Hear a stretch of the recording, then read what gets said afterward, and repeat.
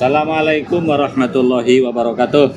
Wassalamualaikum warahmatullahi wabarakatuh. Sahabatku dimanapun Anda berada, alhamdulillah syukur saya berjumpa kembali dengan Uda Ahmadi Caniago dari Sumatera Barat, seorang aktivis yang sukses. Apa kabar dah? Alhamdulillah, Mas Mariono. Sehat? Ini Mas atau Akang? Mas bisa, Kang bisa. Kemarin di Sumatera Barat ada kejadian menggemparkan. Seorang ayah membunuh anak tiri. Gara-garanya anak tiri ini memberitahu keberadaan ayahnya yang sedang ditagih oleh para rentenir. Rupanya ayahnya ini punya hutang dengan koperasi. Jadi ketika ditagih dia sembunyi. Rupanya petugas koperasi ini memaksa anaknya untuk memberitahu di mana keberadaan ayahnya. Sebenarnya apakah ayah tiri ini begitu kejam dengan anak tiri? Sehingga saya lihat di media sosial banyak para janda tuh yang nak nikah lagi takut atau khawatir. Menurut Uda gimana? Ya, sebetulnya ya anak sambung kan, ya itu sudah dianggap seperti anak kita. Dianggap seperti anak kita. Ya, karena apa? Karena kalau perempuan kita nggak boleh menikahi dia, karena kita sudah bercampur dengan ibunya. Berarti sudah sama dengan anak kandung. Ya, sama tidak dalam perwalian kan? Oh iya. Ya, dia bukan kita bisa mewalikan dia, menjadi wali dia. Tapi dalam masalah pernikahan, karena kita sudah menikahi ibunya, maka haram kita untuk menikah dengan dia, dan itu sudah anak kita, dan kita sudah muhrim dengan dia. Sudah muhrim, tapi kita nggak bisa jadi wali. Itu aja. Oke, yang kedua, ada yang mengatakan bapak tiri dengan anak tiri ini katanya juga jangan terlalu dekat, khawatir kasih sayang yang tadinya ayah kepada anak sama dengan nafsu. Atau katanya dengan anak tiri atau bapak tiri ini jangan terlalu saling menyalahkan, karena bisa berubah kebencian. Karena bagaimanapun anak tiri itu kan beda dengan ayah anak kandung. Menurut Uda gimana pendapat orang itu? Ya, jadi gini, karena tadi disebut Sumatera Barat ya. Kalau di Sumatera Barat sendiri Pak, bahkan lebih ketat lagi mengatur masalah hubungan ayah dengan anak ini. Lebih ketat ya? Contoh anak kandung kita. Kalau orang tua kita dulu itu anak kita udah gadis atau udah dewasa, justru kita tidak boleh tidur bersama dia. Maksudnya itu satu rumah, ibunya nggak ada, kita sebagai ayah nggak boleh tidur di rumah itu. Oh, jadi anak kandung pun tidak boleh? Iya. Apalagi anak tiri? Apalagi anak tiri. Begitu orang-orang Sumatera Barat menjaga adab namanya Pak, atau disebut juga dengan berkesaganan, bakasaganan. Saganan Ya. Hati-hati. Jadi ketika anak gadis yang umpamanya ibunya nggak di rumah, biasanya ayah kandungnya ini tidur tempat lain Pak, atau di masjid. Nah, biasa begitu. Apalagi anak tiri. Apalagi anak tiri. Ya, karena ada namanya sumbang pencalian. Apa sumbang bacalian? Tidak pantas di penglihatan. Oh, tidak pantas. Itu anak kandung ya? Apalagi anak tiri? Apalagi anak tiri. Terus gini, itu menurut Uda sebaiknya kita dengan bapak tiri itu, apa misalnya bapak tiri anak tiri salah, apa sebaiknya dibiarkan atau bagaimana supaya tidak saling bentrok? Ya, sejatinya kan masalah perwalian aja yang dan nafkah yang tidak tanggung jawab kita. Tapi kalau masalah pendidikannya, karena itu udah masuk dalam ruang lingkup keluarga kita, itu wajib kita didik, kita bina. Kita bina? Ya, wajib. Karena kita sudah menjadi bagian dari keluarga. Oh, cuman kita nggak bisa jadi wali aja. Tapi wali dan nafkah itu sebetulnya dari ayah kandungnya. Oh, tapi perlindungan tetap ya? Tetap. Karena agama mengatur begitu Pak. Iya. Jadi kita tak boleh pula dari aturan agama Islam kan. Itu kalau dikabarkan kan bapaknya terjebak rentenir koperasi. Nah, menurut Uda Ahmadi, bagaimana sih sebenarnya supaya kita tidak terjebak koperasi itu, apa namanya, rentenir itu? Apa saran-saran dengan orang-orang supaya kita nggak Silakan Pak. Rumit juga kita menjawab itu Pak, Hmm. karena masalah pinjam meminjam ini kan, Kan ada bank, kenapa harus ke koperasi? ya masalah pinjam meminjamnya kan masyarakat kelas bawah Pak. Ah. Masyarakat menengah ke atas sampai NS juga pun banyak yang pinjam meminjam kan, termasuk kita juga. Iya. Pak Bruno kerasa ada pinjam, Ada itu, Ah. apalagi yang bawah ya. apalagi yang bawah. Padahal kita ini udah digaji oleh negara, masih kita meminjam. Itu satu. Yang kedua, memang kembali ke agama sih Pak ya. Kadang-kadang masyarakat kita ini membeli yang tidak sepatutnya dibeli. Karena melihat gaya atau melihat tetangga sehingga dibeli yang patut dibeli sehingga menimbulkan utang. Nah, jadi kalau dalam agama itu kan ada hidup sederhana ya, zuhud ya. Zuhud. Memadakan apa yang ada. Kalau punya sepeda ya sepeda aja lu kan. Jangan pula mau beli mobil, Pak. Nah, gini dah. Saya dapat informasi laporan dari menteri ya, atau juga beberapa perintah. Ternyata uang yang dikucurkan ke masyarakat oleh pemerintah pusat yang dititip ke koperasi UKM, BRI, bank pemerintah daerah, itu kan banyak tidak terserap. Saya dapat info kan kalau hanya minjam 25-50 juta kan tidak keluar guna. Nah, kenapa kok mereka masih ke rentenir? Apakah kurang sosialisasi atau bagaimana? Menurut Anda gimana? Jadi gini Pak, pemerintah telah mengarahkan seperti itu ya. Cuman ini pengalaman-pengalaman kawan-kawan yang pernah bertanya kepada saya atau curhat kepada saya Pak. Itu proses di perbankan itu tidak semudah apa yang dikatakan pemerintah pusat. Nah, jadi artinya pusat itu berbeda dengan di bawah. Jauh berbeda Pak. Contohnya jangan pakai agunan. Iya betul. Ya betul, orang dapat yang pakai agunan, tapi syaratnya dia sudah punya usaha 2 tahun yang lancar. Kemarin kan anggota DPR ngamuk tuh dengan bank kan. Iya. Kenapa tak dikucurkan?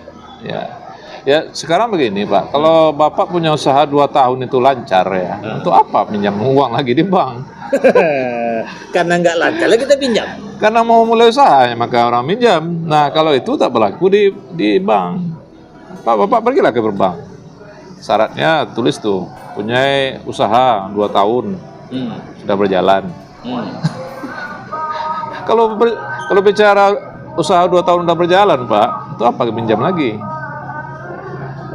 Jadi yang dibantu itu seharusnya itu orang yang nggak punya usaha. Sama dengan apa Pak? Kalau niat pemerintah baik, baik niatnya. Cuman aplikasi di lapangan itu yang tidak baik dan tidak mencerna apa kemauan pemerintah. Kenapa? Saya mau katakanlah Pak Mariano ya.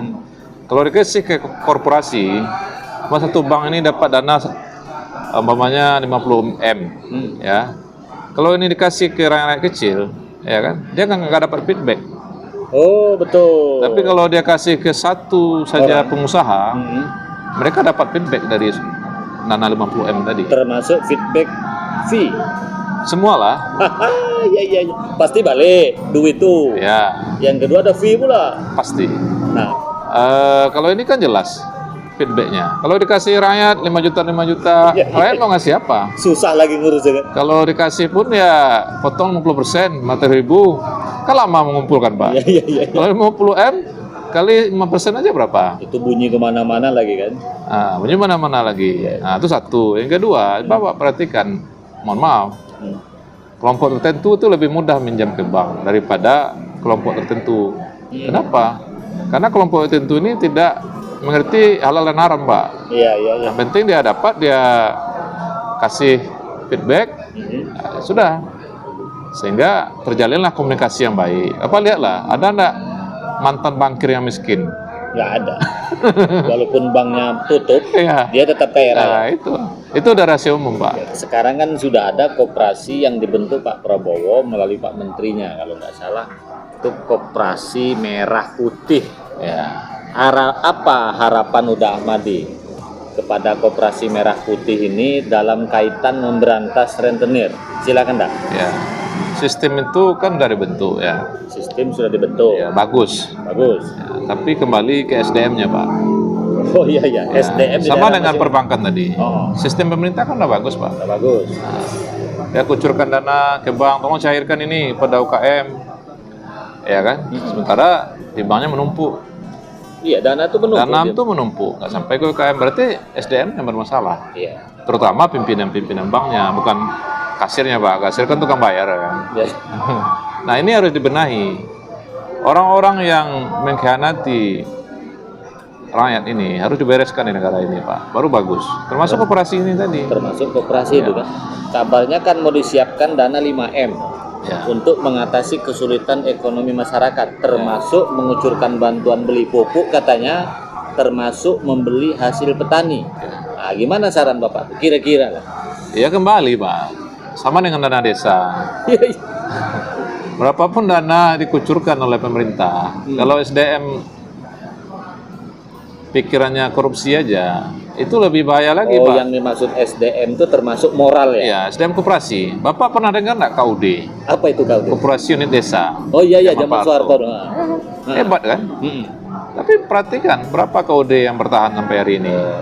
Karena orangnya, ini mohon maaf Pak ya, korupsi karena ganas di desa Pak. Dulu ada istilah KUD itu ketua untung duluan katanya. Ya, karena korupsi, kenapa ganas di desa yang saya perhatikan ya Pak? Karena di desa ini mereka belum pernah mendapat fasilitas kemewahan dunia. Setuju. Contoh, kalau umpamanya pengusaha menengah ke atas di Jakarta udah biasa deh hotel, biasa. hotel bintang 5, udah biasa di tempat-tempat hiburan, ya kan? Ini kepala desa dari desa, dana 5M atau ketua koperasinya dananya 5M. Nah, ini enak pula nih pergi jalan-jalan ke Jakarta nih, kemana, ke Bali, menikmati ini. Nah, jadi kadang silau Pak. Saya cerita kawan-kawan saya, banyak kepala desa. Itu kan. Kadang-kadang jadi kepala desa ini kan awalnya punya motor butut aja dia. Betul. Setelah dapat dana banyak, beli mobil, kawin lagi pula. Jadi maksud udah Madin tadi, koperasi itu mungkin kalau tidak dikelola dengan benar, ada kemungkinan bobroknya juga seperti dana desa itu. Kira-kira gitu. Ya, jadi gini Pak. Kalau menurut saya ini ya, karena presiden kita ini kan orang militer ya.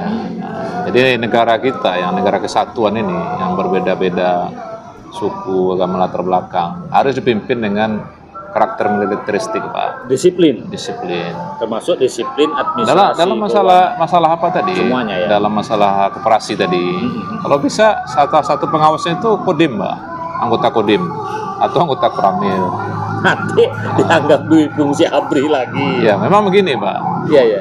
Antara mau perhatikan negara-negara dunia ini ya, negara dipimpin dengan tertib ya, agak tegas, itu cepat majunya.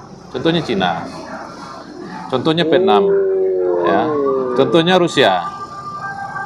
Nah, sementara negara-negara yang berafiliasi dengan demokrasi itu banyak mundurnya Pak. Nah, Ibu perhatikan satu negara. Kenapa? Dalam keluarga aja lah Pak. Dalam keluarga ini, kalau terlalu banyak kita berdiskusi dengan anak, Terlalu banyak berpendapat. iya berdiskusi lah, itu nggak jadi Pak. Tapi kita boleh berdiskusi dengan anak, tapi komandan harus menentukan. Hanya minta pendapat. Ya, hanya tapi minta eksekusi di tangan. Nah, contoh begini. Sekarang kan zamannya gadget ya Pak. Oh iya ya. Kalau kita terapkan demokrasi di keluarga kita, saya tanya anak kita yang tamat SD, nak, kamu mau masuk pesantren berasrama atau SMP nak? Rata-rata dia menjawab SMP. Kenapa SMP? Supaya Karena bisa megang gadget. bisa main. Kalau belum tentu ada manfaatnya bagi dia kan. Nah, jelas sedikit manfaatnya, karena dia waktu dia belajar. Tapi setelah kita katakan, Bapak maunya kamu pesantren. Nah, seserah kamu pesantren di mana, dipersempit ruang geraknya Pak. Dia kayak kita tidak, oh kamu pesantren A, bukan begitu.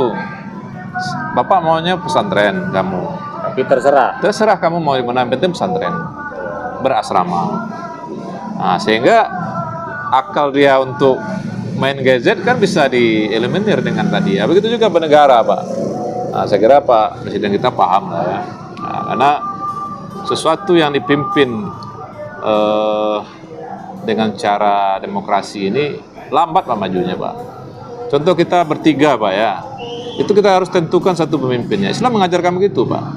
Kalau Oke. berdua ada makmum satu, ada imam satu, betul ya? Berarti Pak Ahmadi setuju kalau dua fungsi ABRI itu?